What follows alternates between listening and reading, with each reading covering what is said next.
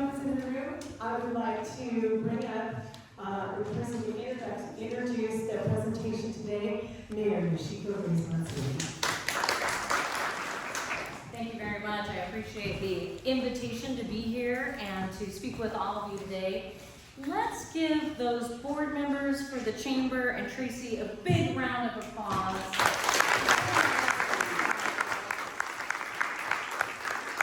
It's really hard for me to imagine looking around this room that the Chamber didn't even exist more than 9 months ago, 8 months ago. I mean, this is a fabulous turnout, and thank you so much for your support.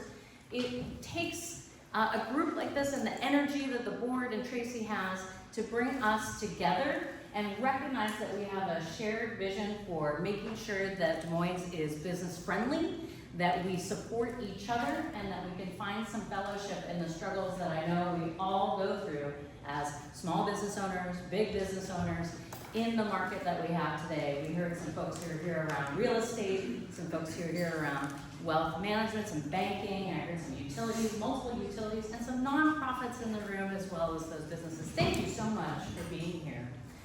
I have the privilege of being the mayor here in Des Moines, going on, I think, something like 180 days. only maybe 182 days, something like that. Not that I'm counting in my sleep. But it is an enormous honor, and I think one of the things that you may have heard is that Des Moines has potential. If only we could get like little temporary tattoos. What I think and what I've heard and what I'm really feeling in the last 9 months is that not only do we have that potential, but we have a direction, thanks to our strategic plan, which we're going to highlight in a few minutes here, and thanks to some momentum. Like finally, if you could get all of those cylinders moving in a similar direction, and that takes all of us to, what? Put some things aside and say, it's worth it to go together, right? That we all have maybe different ideas on how to get there. We might have some ideas of a different destination, but once the train gets moving, what we can do is go forward, throw some coal on the fire, and just hope that it picks up that speed and goes and goes. If you're not offended by about 16 mixed metaphors, I have another one for you.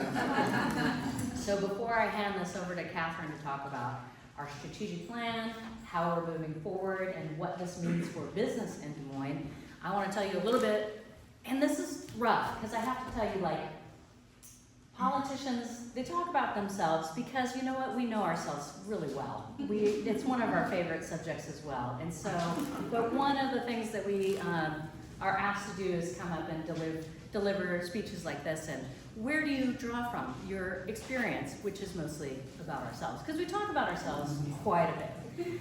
Those of you who may have been following me on Facebook know that I'm on a pottery journey. And Casey and I were just talking about that a few minutes ago. And I will never forget, I just started in January. So this is it's like the mayor thing. It's really only been 182 days since I've started the pottery. But one of the things that my first pottery teacher told me several months ago was that clay humbles you, right? It throws you around unless you put yourself in charge and go, actually, I'm in charge of you, and I have the knowledge and the muscle to put the pressure in the right places in order to make things happen. Because otherwise that clay will run away. It will just be like, you think you're in charge? You're not. And it's kind of amazing how 2 pounds of clay can be bossy. But it reminds me a lot of how many times we have to start up and fail, how much perseverance we have to have. Because I see students who come into the studio every week and then they quit because they weren't good at it in the first 5 minutes. But I think as small business owners, as big business owners, as nonprofits, you know that you gotta keep going no matter what. Sometimes the door has to stay open even though not one customer walked in that day, because the rest of the customers are depending on you to be there when you say you're going to be there and to do what you said you were going to do. And pottery reminds me of that all the time. So one of the things that also provides me is an endless supply of props. So I got one for you today. This is supposed to be a cup? Maybe. But after 6 or 7 months, I picked up a new type of clay because this clay is meant for high temperature firing. There's different kinds of clay. First of all, I didn't know that. Much like opening a business, you're like, what are you talking about? All these different permits I have to have? One from here, one from there. There are different types of clay for different purposes. So after using low fire, kind of like beginner clay for the last 6 months, I decided to pick up this high temperature clay because I'm going to a workshop. And that workshop has a different firing method. So you take something really rough like this, which basically put me back to, do I know what I'm doing again? Because the clay responds differently. You put your hands around it and it doesn't do the thing that you thought it was going to do because it's different. It's full of grog. It's like sandpaper on the inside, right? And you can come touch it. I invite you because that's what props are for. The difference in firing means that this clay, like some of your new adventures and your new business ventures and your new initiatives, is going to be put into a literal fire. Not a fancy kiln that has temperature control and that has automated setting and automatic cool down. This is the type of clay that you put in a furnace and then you yank it out, no cool down. You throw it either in a pit on the ground or in a pile of sawdust, and then you starve it of oxygen. And what that means is it comes back harder, decorated in about 2 hours. But guess what? It has to survive that first because it's a shock, it's a thermal shock, and it's an oxygen shock. And even though this was so hard to combine all those skills to use on a new clay body, it will come out much nicer. And I'll bring it back sometime. This prop won't die. After it goes through the fire and is deprived of oxygen and gets glazed, I'm going to come back and show you what it turned out to be.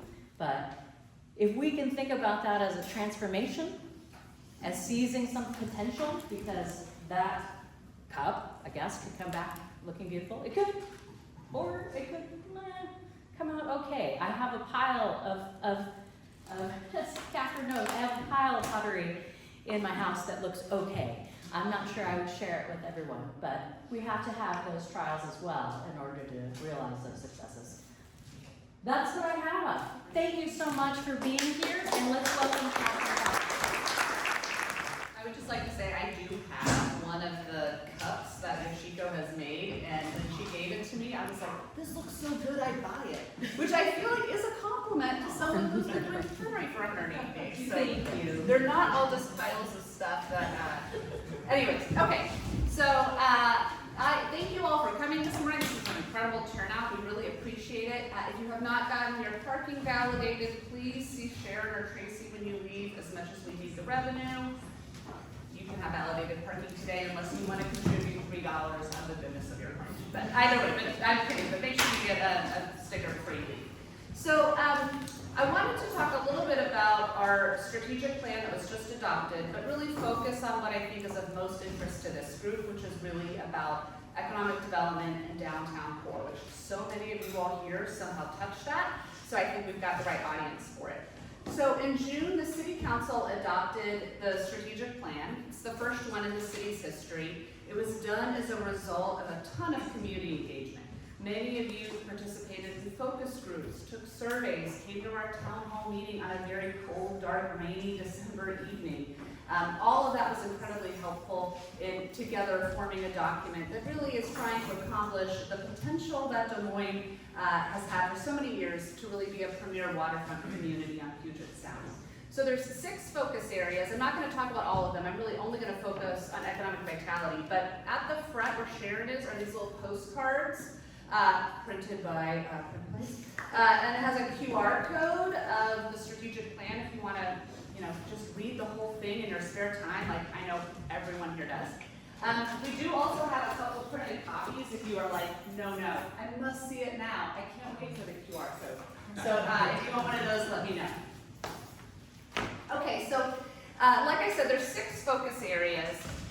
Economic vitality is probably the one of most interest to this group.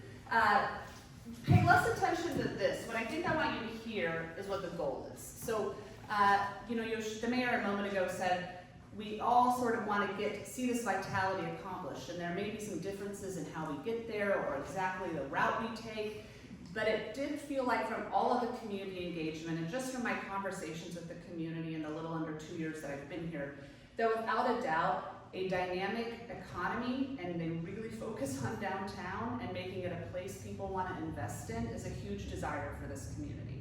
So within economic vitality, we're working on a variety of things. A couple things I want to highlight are the marina, downtown, Marine View Drive, and so I'm going to talk about those specifically, and how we can make developing with us easier. But before I move on, I don't want to gloss over Pac Highway. Pacific Highway is a huge part of this community, and it never ceases to surprise me how frequently people are like, oh, I don't think of that as Des Moines. That is absolutely Des Moines, and it's actually a huge economic part of our community. So even though today we're going to be talking a lot about downtown, know that we also have plans in the works to really make sure we're leveraging the kind of tremendous volume of people that travel through Pac Highway, that we're really tapping into the development potential there. So even though I'm not talking about it today, it's definitely a huge focus area for us as well. Okay, so what this means for you. When we finished the strategic plan, I had someone tell me, well, that's really great. I like your pictures, I like your nice words, but what are you actually doing? Fair comment. As a business owner or someone who's interested in the overall economic vitality of this community, I would say what this means for you is that you know where we're headed and there are less surprises. I think this strategic plan does not say anything that is revolutionary, but there is some magic in formally adopting something. And there is some magic in taking the time to say we're going to put on paper what we're trying to accomplish. Prior to this, if you were a business owner or someone who wanted to develop here or even just a community member, good luck sort of figuring out the direction that we're headed. You could watch a lot of city council meetings, watch a lot of votes, and still be a little unclear what really the city was headed in. I know that because as a candidate, I did do that. I watched many city council meetings. I have really high tolerance for them though, so it's I'm used to it. But it was unclear. So I do think there's some magic in getting something written down, that's something actually we can hold to and point to. Also, this overall strategic plan and our big priority areas are what is going to be shaping our 27-28 budget. We do biennial budgeting here, which means it's a 2-year budget. So last week we had a study session with the council where we sort of asked them to really narrow down that want list of what they want to see in the budget. And I'm happy to share with you that really focusing on making development easier here was one of those top 4 items. Okay, so what I'm going to talk about, based on what I saw Traci advertise, is like I said, downtown, marina, Marine View Drive, and then how we can support you guys. So, downtown. Definitely this is the one I hear the most about. I hear lots of interest in getting more activity downtown, having vacant buildings filled, and feeling more alive. So there's a couple ways that we're tackling that right now. The first one is we're looking at zoning scenarios, which if you are not in the development or government business, your eyes may be just glazed over, but get some more coffee, because it's actually really important. So zoning is really what dictates what can be built, which also then dictates how profitable something can be. And honestly, you do want development to be profitable if you want new things coming into your community. So what we're launching right now will be a joint project really between the City Council and the Planning Commission, is looking at some scenarios for what does increased zoning look like. What do taller buildings really mean?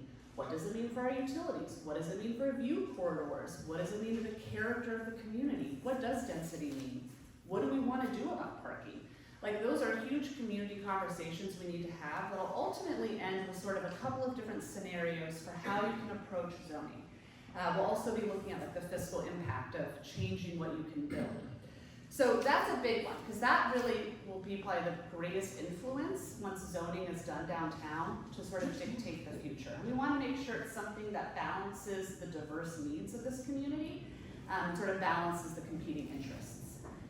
A second part of that is also going through what's currently in the zoning code. Again, I know you're like, I thought this was going to be more interesting. It will get better. But we have a newly formed planning commission. They've just gotten started in the last few months. I see several planning commissioners here. It's been a long time since somebody's really looked through that zoning code on what's permitted, what's not permitted. That's where you get surprises, right? So we just had a development come in at sort of the corner of 216th and Pack, and I had a council member say, I didn't know we allowed those here. You sure do. It's good to be going through your zoning code and making sure it really reflects the community today. So again, sounds like backroom paperwork stuff, but it's really important for the foundation of how Des Moines is going to look and feel. The next thing we're working on that is still up in the air is a vacant commercial registration program. So community members frequently comment to me, oh, I'm so tired of all those vacant buildings on Marine View Drive. Some cities have embarked upon programs where there are registration programs, where if a commercial space is vacant, they need to register and pay a fee. The idea is that it should incentivize new development to come in. The other side of the coin is, it's one more thing that makes developing here expensive. So this is something that we're going to talk with the council, give them some options, and hopefully get some direction on how they'd like to proceed. And that should be happening by the end of the year. Then some other things we're doing that are a little more kind of technical, but again, foundationally are important. The state of Washington does not allow economic incentives for development. For the good and bad of that, that is not some tools we have here. So the things that we can do as a municipality to really influence what builds are very few. One of them is there is a tax exemption for certain types of developments. That is a tool we do not have currently, that we will be exploring and again seeing if the city council is interested in adopting it. It sounds counterintuitive when you know how tight our city finances are to do any type of tax exemption, but sometimes actually it can be the thing that makes a project happen, and overall that can improve things. So more to come on that. And then also we're looking at something called opportunity zones. We have an application in. It's a federal program that gobbledygook, basically if you get a site approved for an opportunity zone, it really makes a developer's bottom line a lot easier to achieve. So it's primarily used in economically disadvantaged areas. We have an application for a particular site in Pack Highway that has struggled to develop. All right, let's pivot to the marina. So if you haven't been to the marina recently, which I would be surprised if anybody in this room, it's hard to miss the Marina Steps project that is currently under construction. It is huge. A note on this project. So it is unusual to me, and I've said this to many people, to be in a community where a project of this magnitude, people love it or they don't love it. But the point is the council adopted this project. So staff's job is to make sure it is completed on time, on budget, and on scope. So that is what our focus is. And I'm happy to tell you it is obviously under construction. If you've been down there, you've seen it. It is on schedule and it is within budget. So it is expected to open at the end of the year. The water feature will open next summer. I have had people ask me if we're going to open up the splash pad in December. No. I feel very confident the answer to that is no. But so far things are going well on that project, and we're excited to see what comes from it. Some other things happening down the marina are we replaced some docks, which if you're a boat owner, maybe that impacted you. But really what's coming up at the marina I think is the most important. On a capital project-wise, we need to redo the southern seawall. That allows us to eventually replace all the other docks. Also, the engineers say it's the cherry on top, but I say it's the part the community is going to care about. We need to continue the pedestrian esplanade. So you know how the northern part of the marina has that beautiful artwork in the concrete. You see people walking, hanging out. I mean, it's such a community gathering place. We need to continue that all the way down to Anthony's. And so both of those projects are the #1 capital priority projects for next year. Doesn't mean construction starting. Seawall and in-water work, as I was talking to somebody earlier about, is a massive undertaking, but we'll begin design work for that. So that is in our plans to begin really working on that in 2027. Then finally, I want to talk about the Marina Master Plan. This is long overdue, in my opinion. I feel like there is not community consensus on what we want that space to be. The fact that we use 14 acres as a surface parking lot is a really poor use of land when you don't have a lot of economic advantages. But I think we need to have a really important community dialogue on what do people want that space to be. I know there have been prior efforts and initiatives that have not gone well. So I think this will have a lot of community engagement, and I think chamber members and people who are chamber supporters really need to be involved with that from day one, which means really having a voice about what you want that space to be. Is it a place that really is just for boaters and has a lot of boat storage and more boat repair? Is it a gajillion quarter decks? Like, we really need to have that conversation, because right now we're sort of trying a little bit of everything and getting kind of a mishmash. So that's exciting. That it will be a huge part of our direction as a community moving forward. Let's head back up downtown. Let's talk about Marine View Drive. When 509 is completed, the state will turn Marine View Drive over to the city. Right now, Marine View Drive is a state highway. They control many things on that road, and they also pay for the maintenance. When they turn the road over to us, it actually is a terrific opportunity to sort of put us in the driver's seat on what is our main street. So if the city has control of that road, we can control access, speed, beautification, lane size, a lot of things that are critical to what your experience is like in downtown Des Moines that right now we don't have any say over. That also means we get handed the bill. So that is something that we have to plan for, right? How are we going to maintain what is a road with a really high car count, which means it gets used a lot and needs more upkeep than other roads. So, support for businesses. A couple things. I hear from many people concerns, comments, understandable complaints about working with the city to develop. We are doing a lot of things to try and change that image, but it's going to take a while for people to have more positive experiences with us than negative ones. A couple things that we're doing. First, I think many of you have seen it. If you haven't, please use this QR code and fill it out now. We are doing a survey for business owners and property owners downtown. If you have a business downtown or are a property owner downtown, we would ask you to take it. If you're not, we do welcome your opinion, but this is really focused on those two specific groups. We're trying to get this survey done. What we're looking for is specific input on what's working, what's not, what's stopping you from developing, what makes you have more hair pulling out experiences, what would help you have a more profitable endeavor. I mean, it's really trying to hit a lot of things. And then later this summer, we'll be having some roundtables again with very specific, it's property owners and business owners downtown. So that's coming up. Then a couple other things. So how to make permitting easier, which is really like asking where Stonehenge came from. Like, I mean, that's a lofty goal, but we're working on it. So a couple things. One, the council has approved a new software system, which again, snooze fest, right? But right now, what it's like if you try to get a permit for even a house expansion, a deck, or a business, you are entering like 1985. And good luck on the software system. It doesn't talk to each other, et cetera, et cetera. Long story short, we're launching a new software that should actually give applicants better insight into where their application is in the process. Like, where am I? Am I in a black hole, or like who is reviewing it? It also lets you, as maybe the homeowner or the business owner, have insight into what's happening with your application, whereas right now you have to rely upon whoever submits the permit for you. So oftentimes it's someone's architect or someone's contractor. So you as the business owner are really in the dark as to what's happening with your permit. This allows you to access that directly. But software alone does not change the experience of working with us. This community really likes the personal touch that is very apparent to me.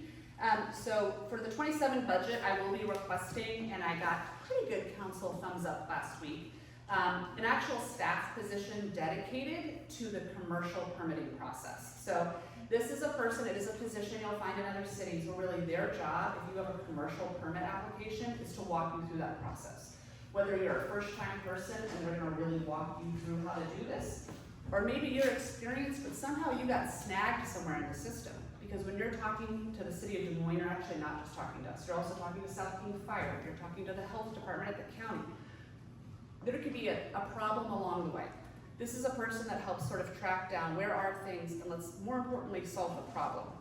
Also, there could be things that come up in development where, you know, you want to do something that isn't allowable or is going to be really expensive, and you really need a set of human eyes to look at this and work through how we're going to find a solution.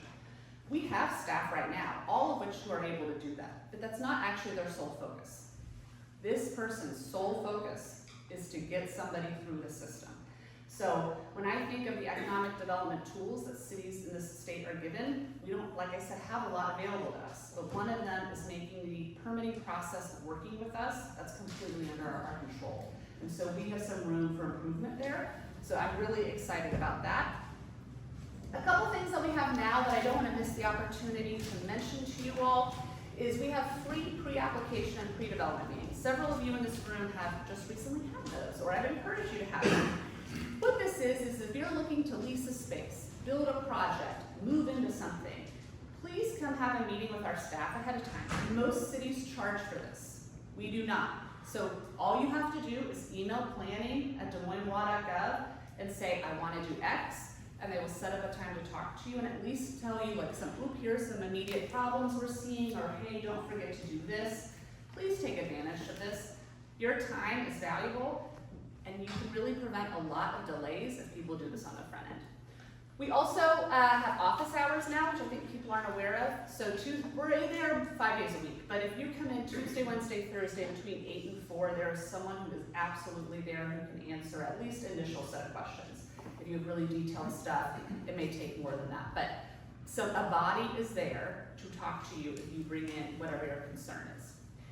Most of our permits are actually issued within 1 business day, which usually people are like, I don't believe that. But if you think about all the electric permits, plumbing permits, most of those, especially with experienced contractors, we are getting out the door same day. We also do next day inspections. So these are some things that we're currently doing that we've implemented in the last year to really try and make the experience easier, but I recognize we still have more work to do.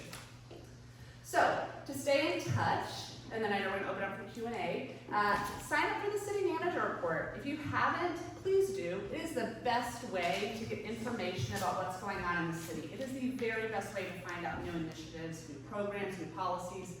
You only get one a week. We don't spam you. So please take advantage of that. So thank you.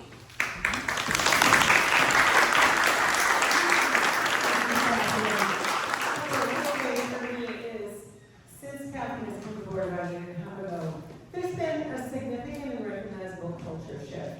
It's very consumer, customer, resident centric. And I recognize that from some of the initiatives that they've put in place. And another thing, meaning the planning, their use of staff to really open up to the community. And also this attention to what are we going to do with the downtown? Very thoughtful approaches going on right now between City Council and administration. Greatly appreciated. So I'm going to call a meeting on you, Dan, to keep us in time. If you raise your hand at 9:55. And so time Just a few minutes. it is already. Okay, well, we have time for a few questions for the city manager.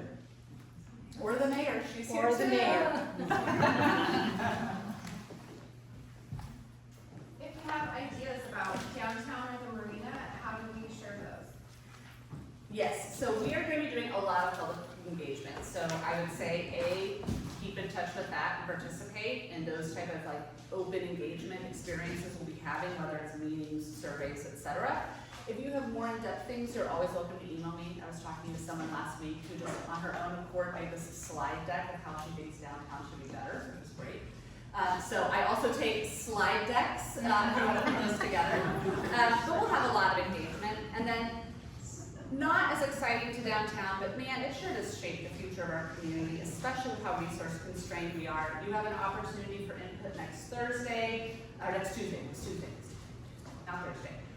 Tuesday, August 18th, we're doing our budget workshop from 6 to 8 p.m. It's a budget town hall meeting. It's at the Activity Center on 216th.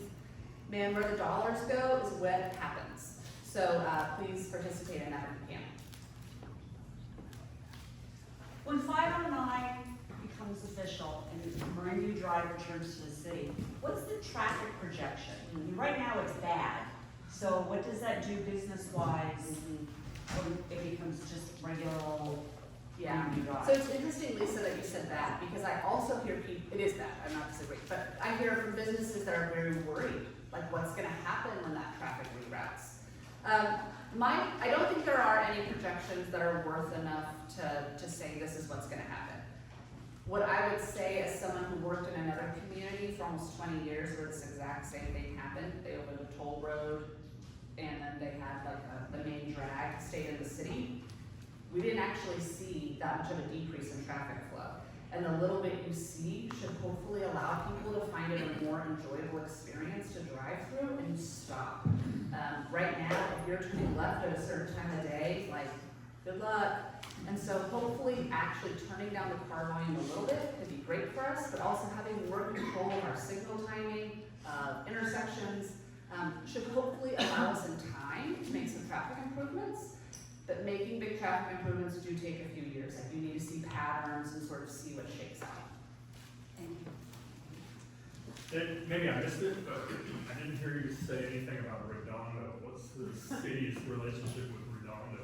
Well, Redondo is part of Des Moines. Sometimes I feel like they're their own little enclave. So the vacant salties, has been a big focus for that area for a long time. There is a new restaurant coming into that who is also looking to do a development across the street. That development agreement will actually be going to the city council on Thursday. I am optimistic that that project gets to move forward because I think one of the best things we can do to revitalize Redondo, especially in light of the pier opening, is to bring some development back down there. And bring like a restaurant and people that want to go out to eat. Some of those quality of life issues down there that we deal with on a daily basis, I think get improved when there's positive development down there. So on Marine View Drive, when the state turns us over, I live on Marine View Drive, and I know that the northbound side sinks between 2 and 6 inches every year, and they come in and fill in the hole. So Okay. in front of the yard arm, in front of Taco Time, Oh, there, okay. it like drops off drastically. Could we get the state to fix that before we're responsible for Yeah, so it? when I said on that slide that at the end of the year we'll start talking about that, that's when we actually begin negotiating with the state Yeah. what condition they turn the road over to us for. They will do things like infrastructure improvements. What they won't do is like cutesy lights and landscaping. So I think an issue like what you're saying. So I've lived there for 12 years, and every year they just put in a little 3-foot patch where it's sinking, Yeah, and it's sinking. yeah. That area, yes, I know what you're talking about, yeah. One more quick question, and then we'll transition. Will the committee dig deeper into things like electrical, water systems, sprinklers, What do you mean by dig deeper? by your permitting system? Will you have inspectors that will go out to make sure your permits? Well, we currently have, the inspectors on staff who do adhere to everything on code. So I don't think we'll be taking on inspecting things that aren't in code, but I mean, we follow code with what they go out and look at. Okay, thank you. Well, thank you again.